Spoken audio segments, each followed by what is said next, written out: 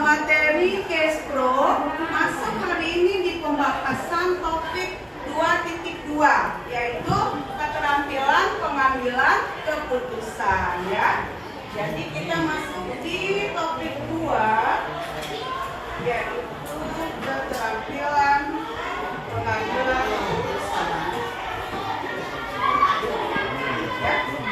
Anak-anak, di dalam kehidupan kalian sehari-hari pasti kalian pernah dihadapkan pada pilihan-pilihan yang harus kalian ambil.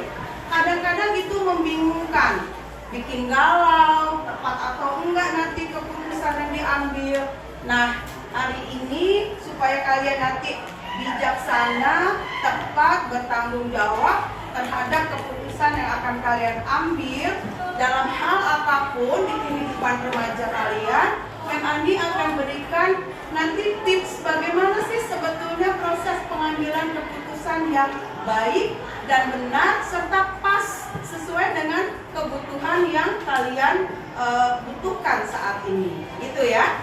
Nah, jadi di dalam topik 2.2 keterampilan pengambilan keputusan, anak-anak akan diajarkan, dilatihkan untuk mencoba membuat keputusan-keputusan sesuai dengan hal-hal yang tepat dihadapi oleh kalian dalam kehidupan sehari-hari. Nah, untuk itu nanti Mem Andi akan berikan satu kelompok satu kasus, tetapi nanti ada kasus yang sama. Nah, dari dua kasus yang sama, bagaimana kalian mengambil keputusan itu? Dasar kalian mengambil keputusannya itu apa? Ya, oke. Kayaknya kita belum bersemangat yel-yel dulu ya. Kayak kita bersemangat nanti berdiskusi. Ayo kita sekarang yel-yel dulu. Yang tepuk semangat ya, yang udah diajarkan sama Bu Eni kemarin ya. Semangat, gitu ya. Oke ya. 1, 2, 3, tepuk semangat.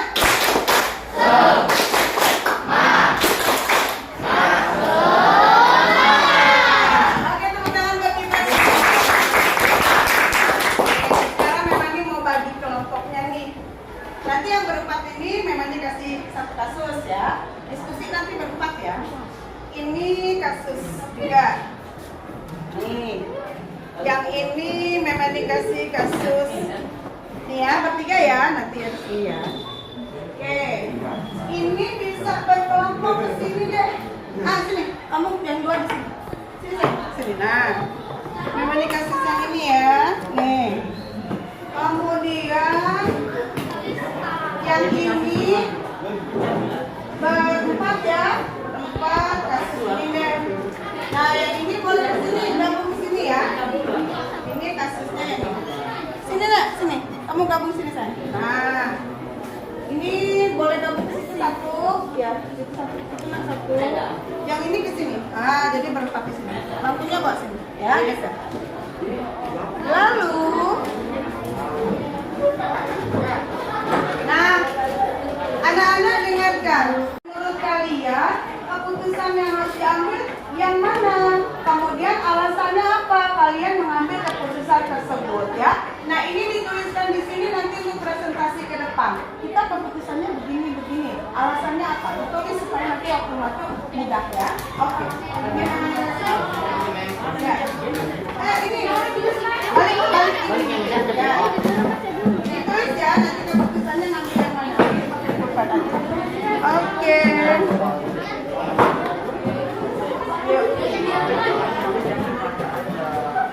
Ini nanti dituliskan.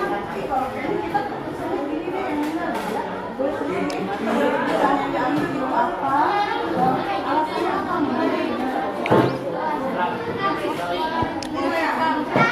Dibaca, nanti kalian diskusikan, lalu kalian ambil keputusannya. Oh, itu keputusannya nanti kalau kelompok kita. Alasannya apa ditulis? Enak ya? Jelas ya tugasnya anak-anak semua ya? Memang diberi waktu berapa? 10 menit cukup ya? Oke, 10 menit ya. Yuk. Ini dulu Pak.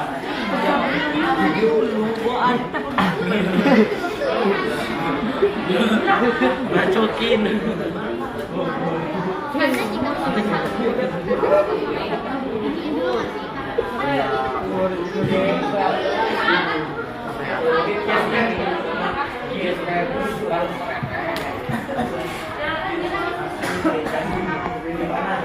Sudah selesai semua.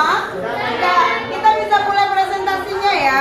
Oke, untuk yang kasih jerawat kelompok ini maju dulu ya. Oke, yuk silakan. Kemudian kelompok yang lain silakan dengarkan ya bagaimana pendapat dari kelompok berapa di kelompok 4 ya. Ya. Boleh dibaca dulu kasusnya. Anak-anak yang lain dengarkan nak. seorang peserta didik laki-laki memiliki jerawat di dahi dan kedua pipinya. Orang tua menganjurkan tidak perlu minum obat dan menyarankan cukup rajin membersihkan wajah. Sedangkan sahabatnya menyarankan untuk memencet jerawat tersebut dan memakai salep kosmetik seperti yang diiklan di televisi. Tindakan mana yang sebaiknya dilakukan oleh peserta didik laki-laki tersebut? Keputusan memilih keputusan yang dianjurkan orang tuanya. Alasannya karena jika memakai salep kosmetik belum tentu kotor dan jika dipencet akan menimbulkan banyak jerawat dan mulai itu meradang. Ya. Nah, kelompok 4 dia mengambil keputusannya adalah yang disarankan orang tuanya ya. Ya, dengan pertimbangan kalau dipencet takut makin ada infeksi gitu ya. Oke, ini dari kelompok 4. Nah, untuk kasus yang sama, apakah keputusannya sama? Kita akan dengarkan kelompok 2 yang kasusnya kebetulan sama. Silakan ya, sini nak. Yang ini boleh geser ke sini dulu, ya boleh. Nah, sekarang maju yang kelompok 2, yuk. Nah, sekarang kita dengarkan mereka pilih yang mana nih? Ya, kasusnya nggak usah dibacakan lagi karena tadi sudah ya, sama tinggal keputusannya ya. Orang tua menganjurkan tidak perlu minum obat dan menyarankan cukup rajin membersihkan wajah. Ya, jadi kalian pilihnya yang mana? Tua. Oh, sarannya sama dengan orang tua. Berarti sama dengan kelompok 4 ya. Oke, nggak apa-apa. Padahal tadi kan masing-masing diskusinya ya. Oke, beri tepuk tangan dulu untuk kelompok 2 dan kelompok 4 ya. Oke, silakan duduk nak. Ya. Mengambil satu keputusan itu kalian kesulitan dalam proses pengambilan keputusannya. Iya apa enggak nak? Iya. Karena banyak hal-hal yang mesti kalian pikirkan. Betul apa enggak sih? Ini udah tepat atau belum? Baik atau enggak nanti keputusannya untuk saya? Nah, hal-hal yang menjadi kegalauan anak-anak itu nanti coba kita urai satu persatu ya nak ya. Jadi di dalam proses pengambilan keputusan ada hal-hal yang perlu kalian pertimbangkan urut-urutannya sebelum kalian mengambil keputusan. Jadi apa aja sih langkah-langkahnya atau urutannya ketika mengambil suatu keputusan? Kita lihat ya nak ya. Langkah-langkah dalam pengambilan keputusan itu yang pertama adalah pikirkan tujuannya ya. Jadi yang pertama adalah pikirkan tujuannya. Nah, apa sih sebetulnya yang menjadi tujuan kalian dalam mengambil keputusan? Contoh kasus yang tadi kita presentasikan oleh teman-temanmu, tujuannya kan supaya jerawatnya menjadi hilang, ya, menjadi sembuh. Itu tujuannya. Bagaimana cara menyembuhkan atau menghilangkan jerawat yang ada di mana tadi katanya? Di pipi sama di keningnya ya. Nah, itu tujuannya. Kemudian kalau kita sudah tahu tujuannya, kita ke langkah yang kedua ya. Langkah yang kedua apa? Ialah mengidentifikasi pilihan solusi ya. Sebetulnya tadi solusinya pilihannya sudah ada, iya nggak nak? Pertama diapakan? Saran orang tuanya diapakan? Dibersihkan mukanya ya. Terus saran dari siapa lagi? Dari teman, dari sahabatnya. Diapakan kalau dari sahabatnya? Dipencet ya. Kemudian yang ketiga, ia memakai salep kosmetik yang ada di iklan di TV ya. Nah, ini sebetulnya adalah ini dalam rangka mengidentifikasi pilihan solusi, ya. Nah, solusinya udah ada. Kita lanjut langkah yang ketiga, ya. Langkah yang ketiga apa? Kita harus mempertimbangkan faktor-faktor yang lainnya. Ini yang ketiga, ya. Oh, nanti pindahin ya biar urutan nanti bagus.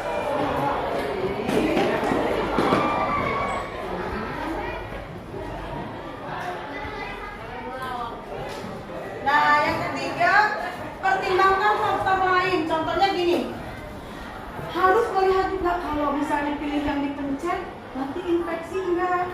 Kalau infeksi apa enggak malah nanti tambah merah, tambah meradang ya kan? Malah tambah parah. Kemudian sisi negatif sama positifnya apa? Terus harus dicari tahu dulu salep ini kandungannya apa. Kalau mau pakai salep yang disarankan oleh temennya tadi ya kan? Jadi dicari dulu, semuanya diidentifikasi dulu. Kira-kira ada faktor negatifnya apa, faktor positifnya apa, ya? Didata dulu semuanya sebelum diambil keputusan, ya. Nah, setelah dipertimbangkan faktor lain, baru kita ambil keputusan. Nah, setelah dilakukan pertimbangan faktor-faktor negatif positifnya, baik dan buruknya, kemudian ada nggak nanti menjadi malah tambah parah, lalu akhirnya diambil keputusan. Tadi keputusannya apa? Dibersihkan saja ya, tidak pakai obat, tidak dipencet, gitu kan ya? Nah, itu keputusannya diambil. Nah, setelah keputusan diambil, kira-kira apa yang harus dilakukan lagi kalau menurut kalian? Diapakan? Kan misalnya mukanya udah dibersihin, tapi ternyata jerawatnya masih ada, nggak mau hilang, bandel dia. Artinya apa? Mungkin nggak pas, nggak cocok, harus ada alternatif yang lain. Misalnya udah dicuci, tiap hari dibersihin, tapi nggak mau hilang jerawatnya, bandel, tetap aja ada. Nah, di dalam proses setelah kita mengambil keputusan, kita evaluasi. Nah, itu adalah di langkah yang ke-5 atau yang terakhir. Kita lakukan evaluasi. Evaluasinya gimana? Simpelnya begini. Kan udah kita ambil keputusan dicuci aja, ya kan? Ternyata udah kita lakukan, udah 1 minggu nggak berubah, 2 minggu nggak berubah. Lalu kita berpikir ulang, kita evaluasi. Oh, mungkin nggak pas kalau cuma dibersihkan saja. Harus ditambah dengan salep misalnya, atau dipencet dulu, tapi nggak boleh pencet sendiri. Kan tangan kita belum tentu bersih, ya kan? Harus kemana? Ke klinik misalnya ya, ke klinik dipencet terus diobati dikasih salep. Nah, apakah boleh keputusan yang kita rubah? Boleh nggak kira-kira? Boleh nggak? Tadi kan cuma dicuci doang nih, ternyata jerawatnya masih ada. Boleh nggak kita rubah keputusannya? Boleh, karena setelah evaluasi dia nggak pas gitu ya. Jadi boleh dong kita rubah dengan keputusan atau alternatif yang lain. Misalnya dibawa ke klinik, dipencet, terus dikasih salep. Mungkin itu lebih pas. Gitu ya. Jadi anak-anak, dalam mengambil satu keputusan, langkah-langkah ini harus dilakukan supaya pas ya. Mulai dari pikirkan tujuan, lalu pilihan solusinya apa, kemudian pertimbangkan faktor lainnya, baru ambil keputusan, setelah itu evaluasi. Apakah ini cuma karena urusan jerawat? Enggak. Jadi semua permasalahan yang membutuhkan keputusanmu menggunakan langkah-langkah itu. Artinya apa sih? Supaya pilihannya lebih pas. Kalau nggak pas, ada evaluasi. Contoh misalnya, kamu galau, mau pilih eskul apa nih yang mau diikutin misalnya ya kan? Pengennya English Club. Tapi kalau English Club takutnya nanti ada biaya dan lain-lain. Apa kalau antara English Club sama musik misalnya, perpaduan suara, mau yang mana ya? Nah, kalau kalian galau, kalian gunakan langkah-langkah ini. Mudah-mudahan ini nanti membantu. Karena banyak sekali pertimbangan-pertimbangannya sesuai dengan kebutuhan kalian. Jadi ini pertimbangan dalam keputusan apapun. Contoh misalnya, kamu ditembak sama cowok, yang cewek-cewek, terima nggak ya? Nah, kalau misalnya terima nggak ya, jangan asal iya aja, tapi pertimbangkan dulu langkah-langkah ini digunakan. Biasanya nak, kalau langkah ini diikuti, kesimpulan terakhir nggak ada mau pacaran. Lebih banyak berteman, karena banyak sekali faktor-faktor yang menurut anak-anak itu nggak pas kalau mereka pacaran sekarang. Nanti kita di lain waktu kita coba mengambil keputusan apakah di usia kalian yang puber sekarang ini kalian lebih butuh banyak teman atau lebih pilih nanti untuk berpacaran.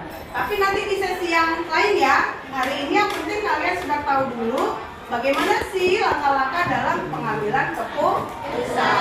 Kira-kira udah nggak galau lagi ya kalau mau ngambil keputusan? Nggak tahu ya langkah-langkahnya ya. Apa dulu ininya. Sudah paham? Ya, kira-kira bermanfaat nggak? Karena ingat ya, dekat dengan kehidupan kalian sehari-hari. Oke, terima kasih untuk perhatian anak-anak pada materi kelas hari ini. Mudah-mudahan bermanfaat dalam kehidupan remaja kalian, sehingga kalian bisa menghadapi masa remaja kalian dengan sehat, bahagia, dan bertanggung jawab.